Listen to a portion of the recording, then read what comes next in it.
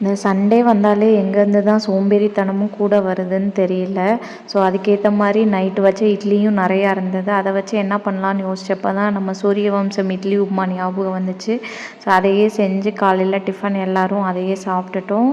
Sunday அப்படின்றதுனால கொஞ்சம் house cleaning work mop போடுறதெல்லாம் இருந்தது. லஞ்சும் சாப்பிட்டுட்டு அப்படியே அம்மா வீட்டுக்கு கிளம்பியாச்சு. ஈவினிங் ஒரு 5:30 போல் நானும் பாப்பாவும் கிளம்புனோம். ஆதிரா நானும் வரேன்னு சொல்லிட்டு எங்கள் கூட கிளம்பி வந்துச்சு.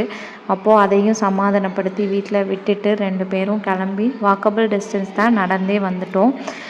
ஒன் டே ஃபுல்லாக துணி மாடியில் காயறதுக்கு பதிலாக ஈவினிங் துவைச்சா என்ன அப்படின்னு சொல்லிட்டு ஈவினிங் துவைச்சி மாடியில் காய போட்டால் நம்மளுக்கு போய் வெயிலில் காய போடுற வேலையும் மிச்சம் அப்படின்றதுக்காக ஈவினிங் இந்த ஒர்க்கை ஸ்டார்ட் பண்ணேன் நான். ஸோ இப்படி தான் என்னோடய சண்டே போச்சு, பாப்பா கூடயும் கொஞ்சம் ஒர்க் கூடயும்.